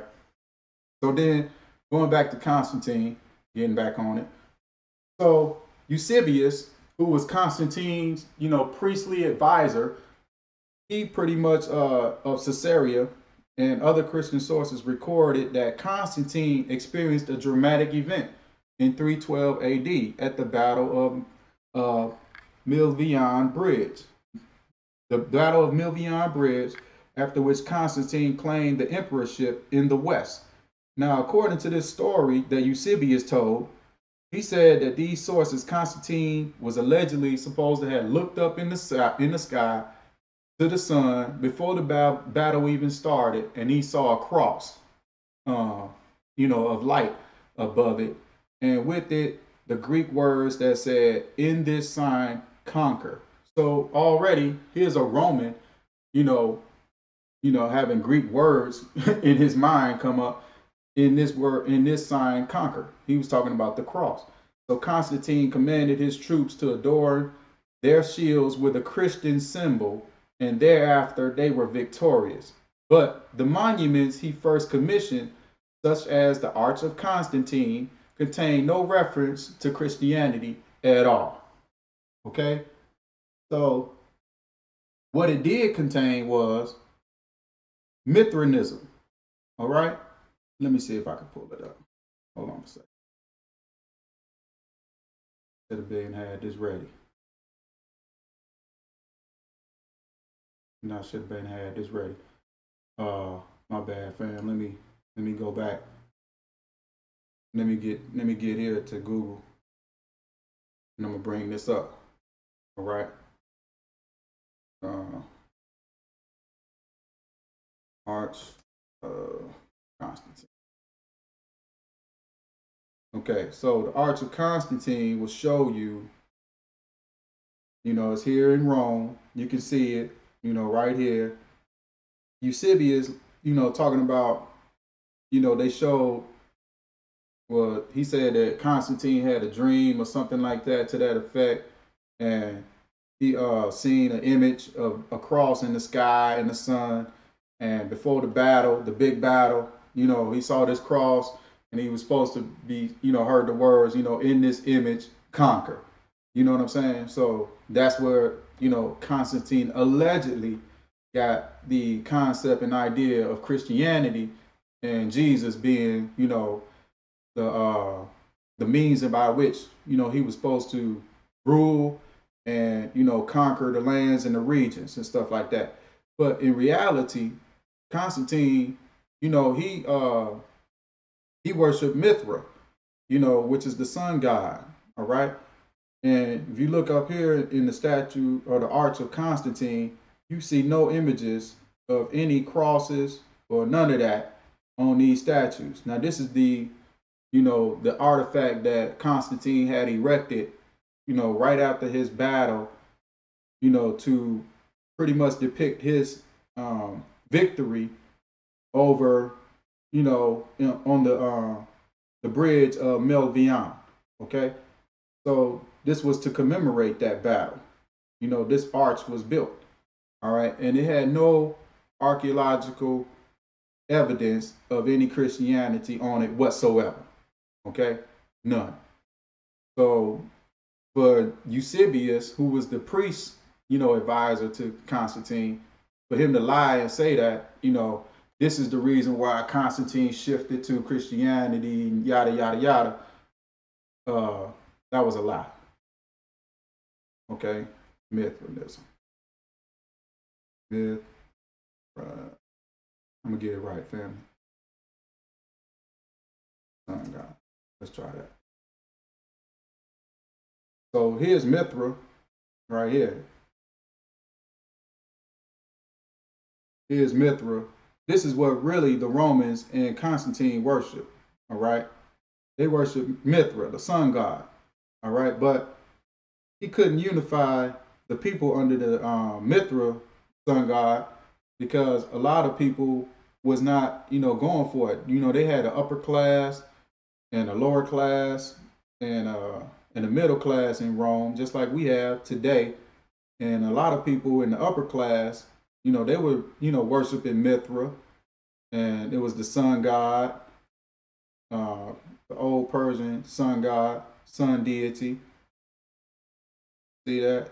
See, the Romans attributed their Mithriatic mysteries to Persian. So sources relating to Mithra, they got this from a Persian god. So the Romans had conquered into Persia, and then they took their gods too, just like Greeks, took the gods from the Persians. The Romans did the exact same thing. Okay, so coming back on the explanation, he couldn't, unify the people under Mithra because it was a social class god, So the upper class people was worshiping Mithra, and the lower class people they was doing, rituals like voodoo. They call it witchcraft, whatever you call it today. The lower class people were doing spiritual, rituals like that, like with voodoo and stuff like that. So they had two conflicting, ideologies or factions in the Roman Empire. And he tried to unify them under one. So he said Christianity is a safe, religion that I can use to unify the people. And it kind of has similarities between the voodoo, and then it has similarities with the sun god worship because, Jesus is the worship of the sun. The Bible was called Heliobiblios, which is Latin for, sun book. So it's just like different things that are connected, that people can relate to and identify with, that was common for both sides, for all sides. So Christianity was a common religion that people could gravitate towards and accept because it had bits and pieces of everything included in it. You know what I'm saying? So when you read the Bible, you'll see there's bits and pieces of everything in it. Mythology in the Bible. You have symbolism. You have astrology in the Bible. If you dig deeper into esoteric meanings, you have voodoo rituals in the Bible. You have all these different aspects that people, can gravitate towards. So Christianity was like a universal religion. You know what I'm saying? That people can use. And that's what, Constantine wanted to do. So going back to Constantine, right? He had no reference at all to any type of Christianity crosses or anything like that on the Arts of Constantine. And he was Mithra. So that whole claim that Eusebius made about, that story that he made about Constantine seeing the cross and stuff in the sky at the Battle of Milvian, at the bridge of Milvian. I don't know if I'm pronouncing it right. But anyway, at that bridge where he said he saw the cross and all this stuff like that, and that's where he came up with this concept of, Christianity being the religion that we're going to do. All right. So during that time, the reign of Constantine established a precedent for the position of the Christian emperor in the church. Emperors considered themselves responsible to the gods for the spiritual health of their subjects. And after Constantine, they had a duty to help the church define orthodoxy and maintain orthodoxy. The church generally regarded the definition of doctrine as the responsibility of the bishops. The emperor's role was to enforce the doctrine, root out heresy, and uphold ecclesiastical unity. Ecclesiastical unity. Okay? Ecclesiastical unity. There you go. So the emperor's role was to enforce the doctrine, root out any heresy. That means kill anybody, who wasn't believing this stuff. You know what I'm saying? And to ensure that the ecclesiastical unity, that means the church unity, was enforced. Okay? So the bishops were the pope. All right? The bishops who were in charge were the pope. So they're establishing religion.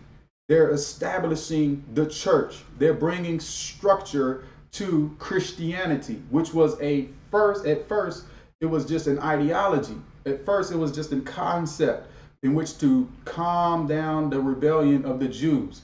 This new savior, Jesus, and stuff that Josephus wrote about was just an idea that was spread about love and compassion and forgiveness to calm the people down. Okay, and then Rome came into play, and Constantine saw that he could use that to unify the Roman Empire.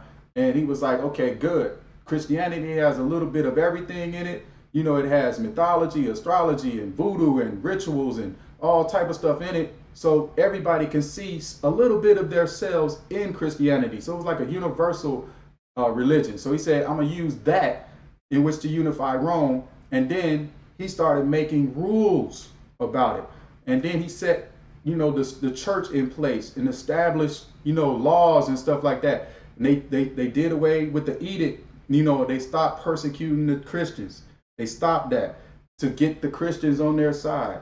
You know what I'm saying? Then they changed the rules and the laws. And it says here that The emperors considered themselves responsible to the gods for the spiritual health of their subjects. And after Constantine, they had a duty to help the church define orthodoxy. So they had a duty. So they were saying we had to help define what orthodoxy means and to maintain it. So they were setting up the church. Constantine was with the Romans. The Romans were setting up the church and they were putting the church in place. Okay. So this Bible that they're coming up with, all of these stuff, the Bible wasn't really clear. These stories in these Bibles and stuff like that, the stories were out there individually, but they wasn't put in together collectively. The Peshitta tried to, the Septuagint tried to have a little bit of continuity with it, but it wasn't really complete. It was just the Old Testament. You had the Torah, Tanakh, you know what I'm saying? Then you had, some other books that were out there individually, but it wasn't collectively under one book like you see here today, all right? So then you had Constantine come in and he enforced these doctrines, okay? And he rooted out any heresy. So heresy means you saying anything outside of Christianity. If you believe in anything outside of Christianity, like for me, they would consider me a heretic, because I wasn't subscribing to this book.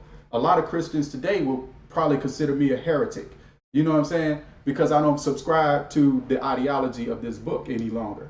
So it's the same thing. So I will be persecuted under the Roman rule if I live back in that time.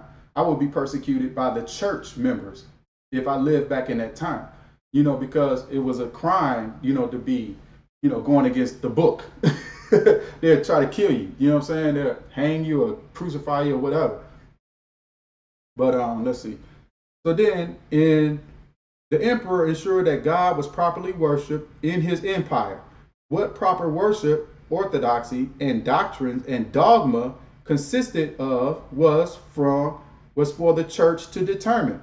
So the church determined whether or not, this was, orthodox, or dogma. So they made, the rules on what they considered to be, church doctrine and what is not church doctrine. So they were putting together all of these books, trying to find these writings and this, that, and the third that Josephus wrote, and his literary team and the philosophers of the Greeks and the philosophers of the Romans and all of this, that, and the third. And they was putting all this stuff together. Okay, Delise, you said I didn't make it public? All right. Wait a minute. All right, I'm gonna make it public after this. Once I finish it, I'm gonna make it public, okay? And then you can share it and send it out everywhere. All right, sis, hang with me. All right, here we go. We're going. We're teaching about the origins. All right, origins of the Bible. So in 33 A.D., Constantine commissioned Eusebius, that was the priestly advisor that he had, to deliver 50 Bibles for the Church of Constantinople. Around 340 A.D., Alexandrian scribes prepared Bibles for Constance. Little else is known. So it has been speculated that this may have provided motivation for canon lists, and that Codex Vaticanus and Codex Sinaiticus are examples of these Bibles. So together with the Peshitta and the Codex Alexandrinus, these are the earliest extant Christian Bibles. So Constantine had ordered 50 of these Bibles to be sent up to his church in Constantinople. He's like, Eusebius, I want you to, send me these Bibles, this, that, and the third. And they wasn't even canonized. Canonized means put it all under one book. Okay, so the Bible is comprised of there's 66 books in the Bible. Okay, 39 in the Old Testament, 27 in the New Testament. And it consists of that 66 books under one, Bible. One big old conglomerate book. So they comprised all of it together. All right. So at this time, there was no, complete version of anything. So they had created the Codex Sinaiticus, and then the Vaticanus, the Vetus Latina and stuff like that. They developed that and created that. So from that standpoint, the Catholic Church was created. Okay. So after the Edict of Milan and Constantine's vision of Christianity, they created the Catholic Church. They created the church. This is the first church established. You know what I'm saying? In the book, in the Bible, they try to say, you know, that the first church or first Christian church was started in Antioch. That's a lie. You know, they created that Syriac book and stuff like that. Okay, so these Christian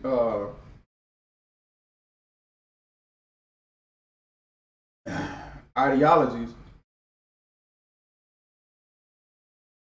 they were trying to put the book together and start Christianity, but they didn't have like no major church or nothing like that in Antioch and Syriac and all this, that, and the third. But the main church was Catholic. The main church where everything else flowed from was Catholic. So the Catholic Church, also known as the Roman Catholic Church, is the largest Christian church with more than 1.229 billion members worldwide. 1.29 billion people are Catholic worldwide. As one of the oldest religious institutions in the world, it has played a prominent role in the history and development of Western civilization. That's us, the United States. So, headed by the Bishop of Rome, known as the Pope, the church's doctrines are summarized in the Nicene Creed. And this is from the Nicene Council, and we'll talk about that in a minute. Its central administration, the Holy See, which is the Pope, is the Vatican rather, the church, is the Vatican City, an enclave within Rome, Italy. So in Rome, Italy, that's where, you know, the Vatican Church is. The Catholic Church teaches that it is one of the holy Catholic and apostolic church founded by Jesus Christ, that its bishops are the successors of Christ's apostles, and that the Pope is the successor to Saint Peter, to whom primacy was conferred by Jesus Christ. It maintains that it practices the original Christian faith. Okay? So here they're setting up the hierarchy. They're saying that Jesus is at the top, Peter is underneath him, then the Pope, then, you know what I'm saying, then you have, you know, the papacy underneath that, the bishops underneath them. They're setting up the church establishment, okay? In Rome, and the Emperor of Rome, they setting all the doctrines together. They're putting out what's supposed to be, you know, authorized to go forward, what's authorized to be preached, what's authorized for the people to believe in, what's authorized, what should be told to the masses. The church is establishing this. The Catholic Church, the Roman Catholic Church. Okay? So, I already read to you that the Emperor Constantine, he was collectively putting this stuff together, and he started establishing the church and putting these people in offices and putting these people in position of power in which to, you know, authorize and to rule under the emperorship of the king. And then the church, it was like they were hand in hand. All right? You know what I'm saying? Equal in power. You know, the church and the king, you know what I'm saying? Equal in power. They were in cahoots, working one another. So let's go back here. So they said that the Catholic faith was the original Christian faith, okay? Reserving infallibility passed down by sacred tradition. So of its 7 sacraments, the Eucharist is the principal one, celebrated liturgically in the Mass. The Church teaches that through consecration by a priest, the sacrificial bread and wine become the body and blood of Christ. So this Eucharist is symbolic of the body and the blood of Christ. So here we have another, you know, ritual. This is going back to the voodoo, you know what I'm saying, where they will perform blood rituals. You know what I'm saying? And you put the blood on you and this, that, and third. Same situation with Christianity, okay? They still follow this to this day. Every first Sunday you go to a church, they're going to have the bread that they bring out and the little wine, the grape juice that they put in the little cups. That's going to be symbolic, and everybody stand up, you know what I'm saying? And they say, you know, a little prayer and stuff. And when Jesus died, he broke his body. He said, take this, eat. This is my body. Do this in remembrance of me. That's in the Bible that they wrote in the scripture. So this is all a part of the Eucharist process that the Catholic Church established. Okay? So when they was writing these scriptures, they put those stories in there. And Josephus had put it in there about the Last Supper, this, that, and the third, before he was crucified, and yada, yada, yada. So Josephus wrote that story, and the Romans continued to perpetuate that story, and they practiced that just like the Arabs practiced the ceremonies as the Jews when they would perform in the Judaism. The Arabs who came into the region and they made the deal with the Greeks and they started intermingling, having babies with the Greeks. They adopted the Jewish customs from the book and they started practicing it. Same thing with the Romans and the Roman Catholic Church. They adopted the story from the book and started practicing these particular rituals that were written in the book. Okay, so it's the same thing. They just reading from the book, copying what the book say to do, and then they performing these acts out in church. All right.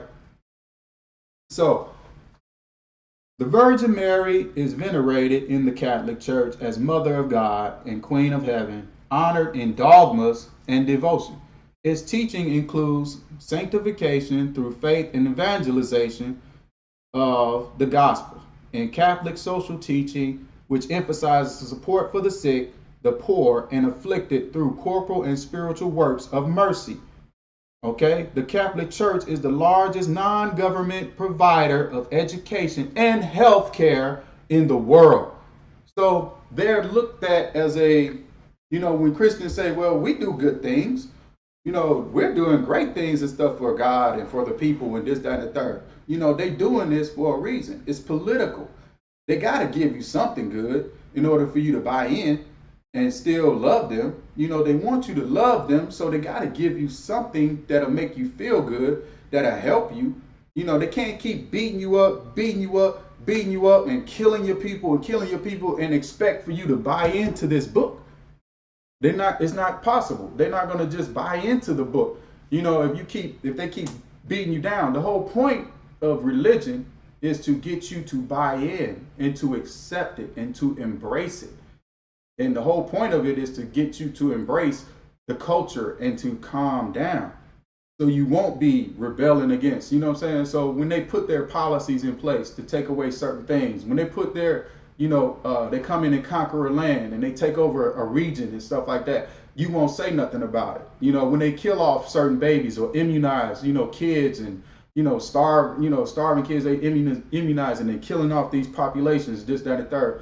When they go in and they create wars and drop bombs and destroy, lands and stuff, you won't say nothing about it because it's all, supposed to be God's word, and they justify those evil and wicked things. But then they'll turn around and give you a few good things, here and there, like healthcare, education, this, that, and the third, and pay for it. And then people fall for that and they be like, oh, see, the church is good. See, yeah, the church does good things. They do this and that, then that, third. I'm not saying that the church don't have good things that people do in it, but what I'm trying to tell you is the creators of these stories, the creators of the religion, the ones who enforce the policy, they had a different agenda in mind. Okay? They had a different agenda in mind. All right? Not just love and compassion and all of this, that, and the third. So the Council of Nicaea, 325 AD. The Council of Christian Bishops convened in Bethany, city of Nicaea, now in modern-day Turkey, by the Roman Emperor Constantine I. So the Council of Nicaea happened in modern-day Turkey. And you looking on a map, you got to figure out what all of this stuff. I messed up my map. All right, anyway, I'll go back. Let's Google it.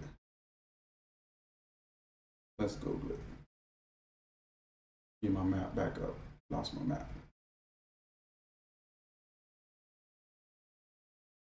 All right, here we go. I'm back.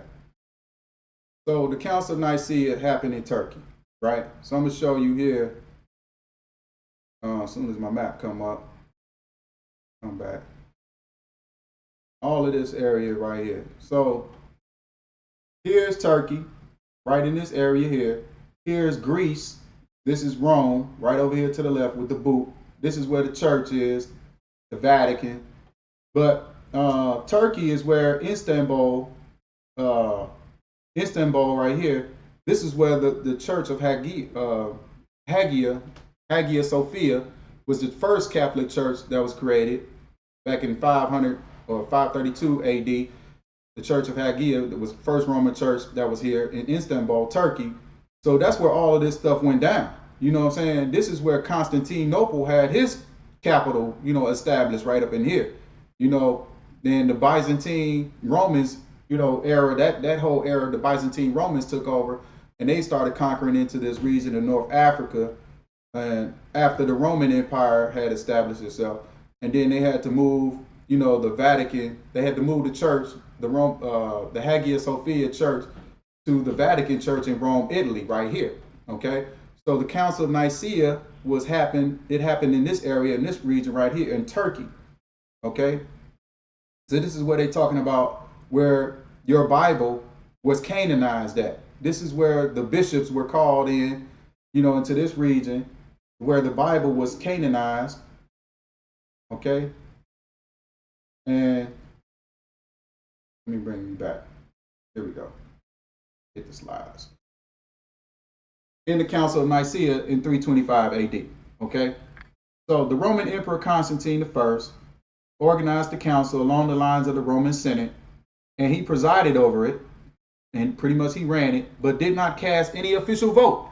So he invited all the bishops to come in, but he didn't cast no vote. So its main accomplishments were settlements of the Christology issue of the divine nature of God the Son and his relationship to God the Father, the construction of the first part of the Nicene Creed, established uniform observance of the date of Easter, and promulgation of early canon law.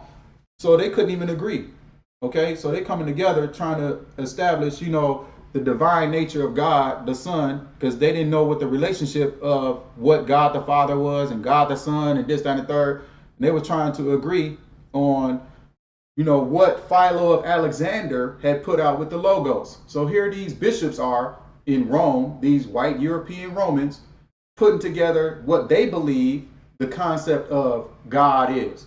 And they're trying to come to an agreement. What is the relationship between God and Jesus and the Holy Spirit and all of this? What story are we going to tell? What are we going to put inside of the book to make it all fit right? How are we going to shift the narrative of the scriptures in order to make it fit into our concept of, what God is? Okay, so they were changing and revising the scriptures. They were trying to come up with a collective consensus as to what this God concept was, and to establish what date. You see that where it said Easter, they were establishing when Easter was, what date they were going to celebrate this God, this Jesus. So Easter was also, determined at this time. And there were the canon, which books were going to go into the totality of all the Bible.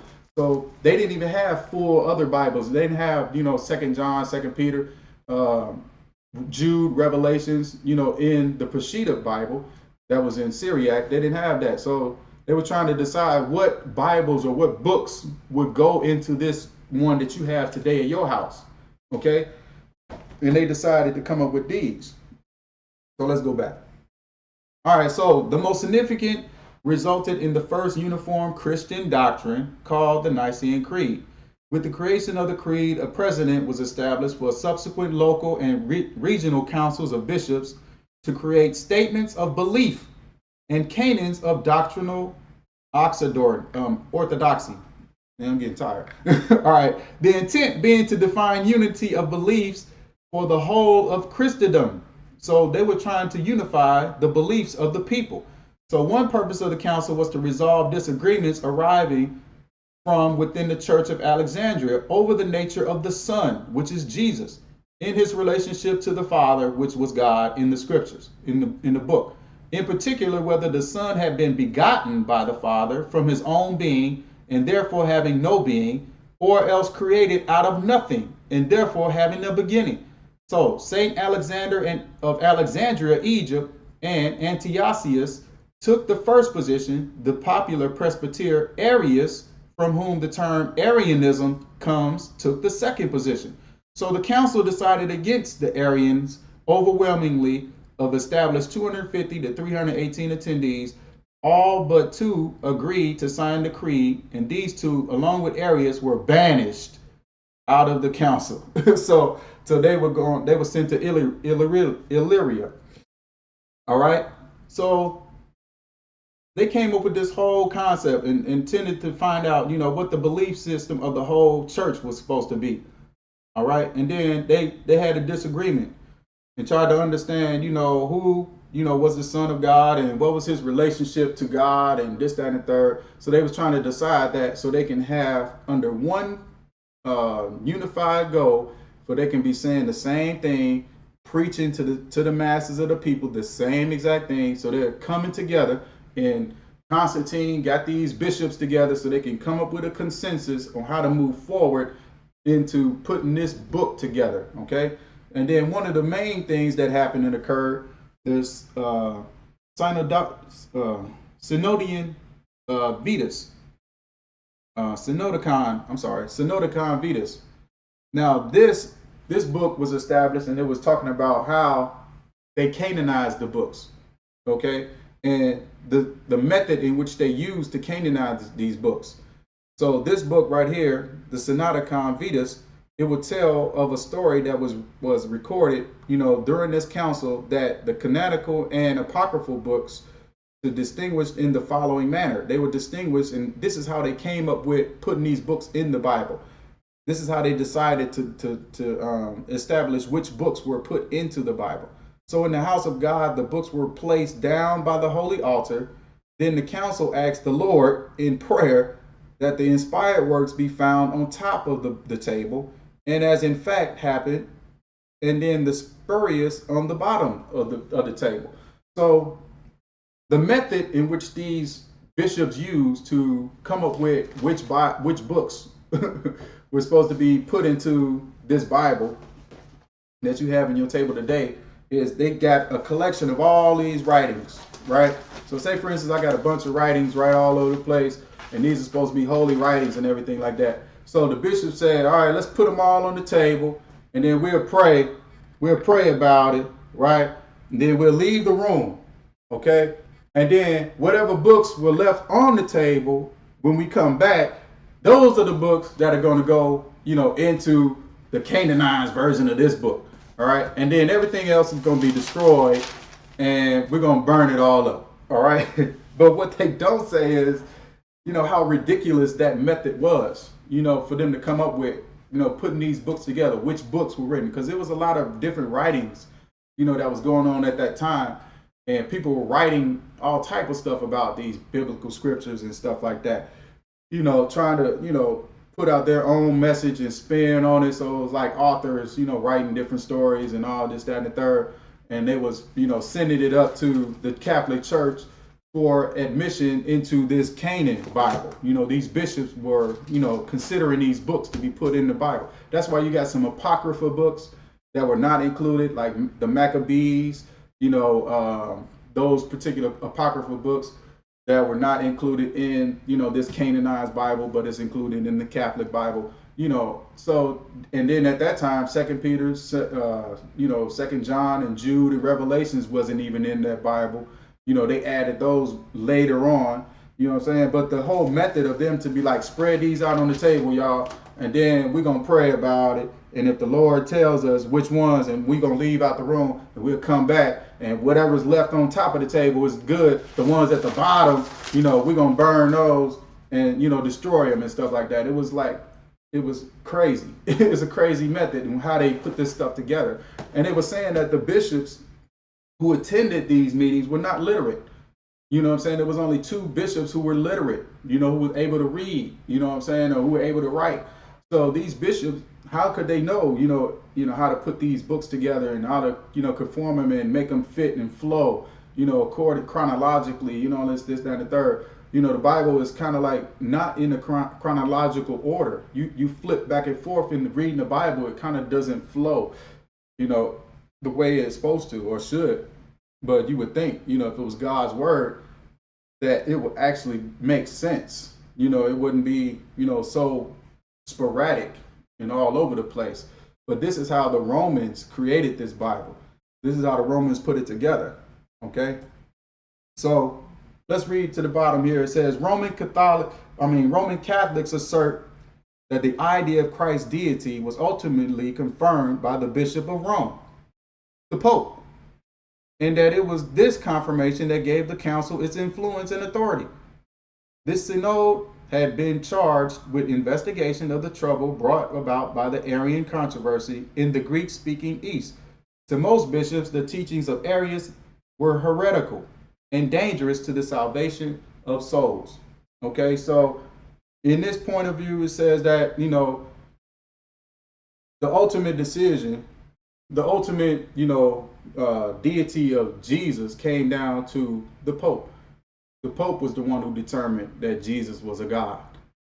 You know, the Pope was the one that said, yep, Jesus is the deity. He is God, this, that, and the third. Because it was all controversy leading up to that. You know, they didn't know whether Jesus was a man only or if he was just, a God and man combined, or what was, his makeup, what was, his character. Because these people didn't eyewitness Jesus walking on the earth.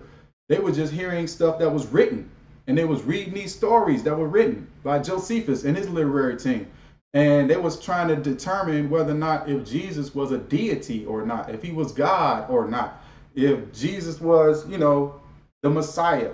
They're making the determination for the rest of the world and the rest of the religion and the people who follow and believe this faith. These Roman Catholic church leaders determined that Jesus was God.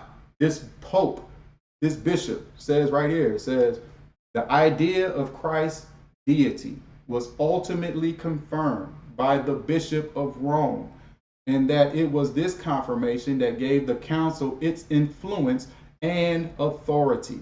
So on that note, they gave themselves authority and said that Jesus was the Christ. This is our God that we're going to follow. This is our God that we're going to push forward.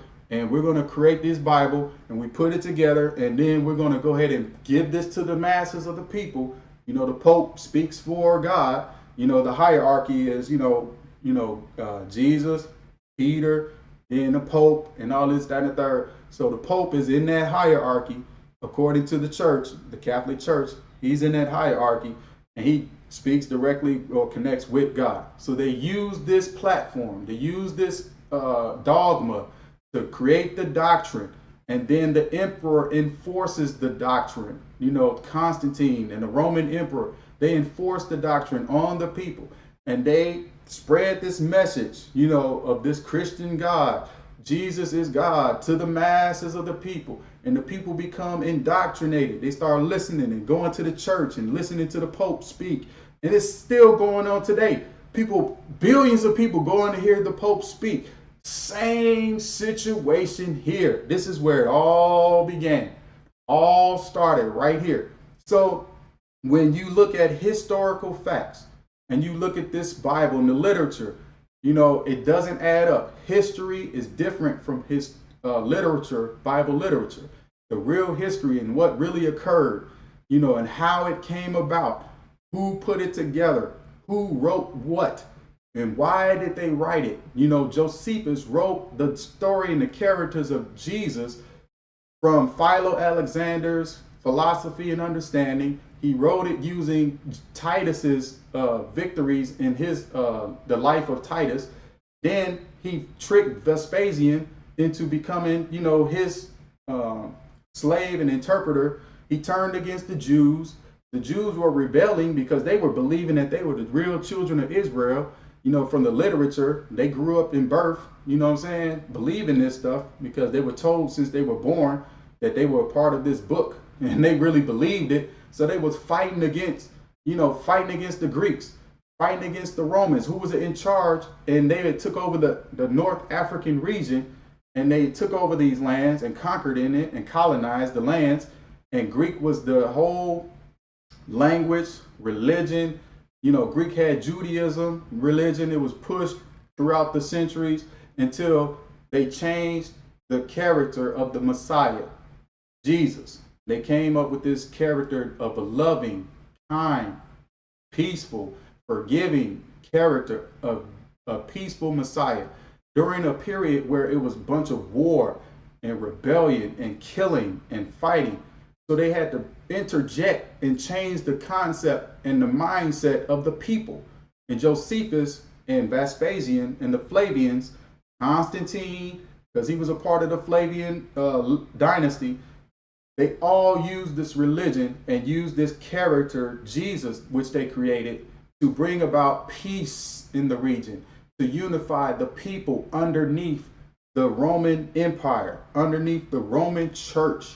So they will bring unity and peace under the auspices of the emperor and the Roman Church, to calm the people down, to stop them from thinking that this conquering Messiah was going to come and save them.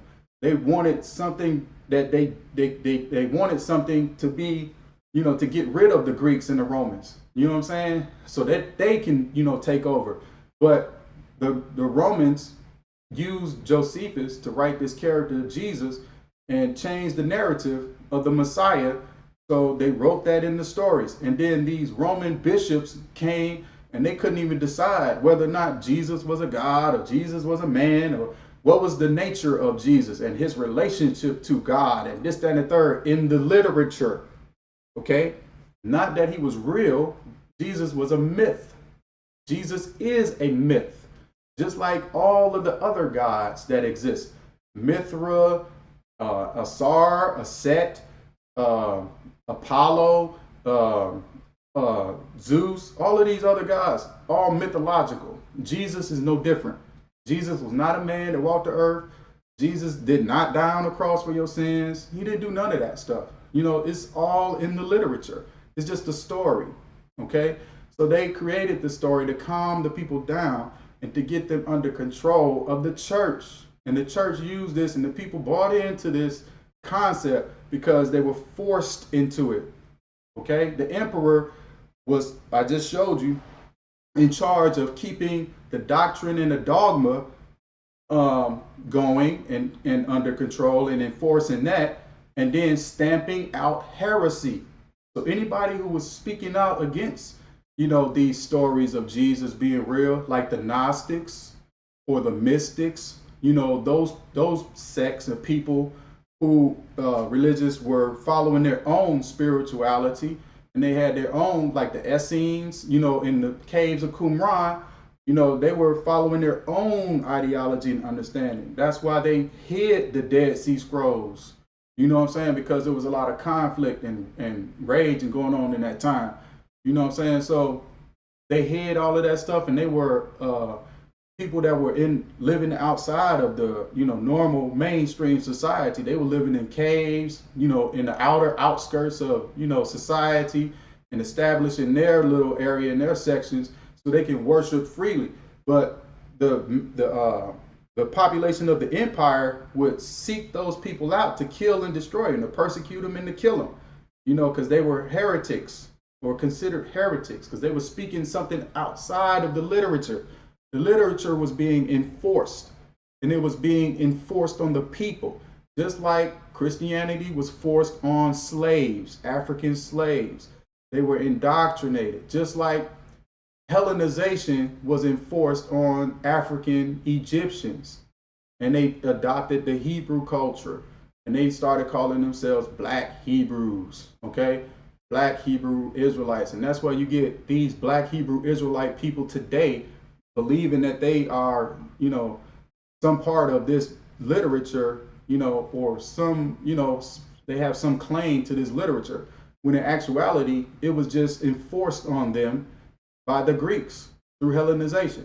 So the Greeks and the Romans wrote this Bible, and they established the church, and they continued on. And we got more to go into, but it's like, I'm at 2 hours right now. So I don't know if I should continue or cut it here, because I need to get into the next one. We're in the Council of Nicaea. Oh yeah, the confusion of the doctrine. So I'm gonna stop right here. I'm gonna go ahead and pause. I'm gonna stop right here, and then we'll pick up tomorrow. We have at least about 9 to 10 more to go, slides on this lesson, and then we'll finish out, and that'll be the conclusion of the series, the lecture series, revealing the origins of the Bible, exposing those origins of the Bible. and letting you all know what really happened and occurred in history. So like I said, I'm not forcing anything on you. I'm just trying to get you to look at the information and look at the data and think for yourself. You know, you've been presented, you know, one ideology for so many years, and you never really discovered any other part of it. So it's up to you, you know what I'm saying, to read it and research it. I'm giving you all the topics and all of the subject. These are all historical facts. You can go and find this information any and everywhere. You know, this is the year 2018, the information age, and information is available to you. You know, the truth is out there. If you'll seek it, you'll find, you know, and if you read it, you'll be able to free your mind, you know, from the matrix. So until next time, I'll say love and light. Peace.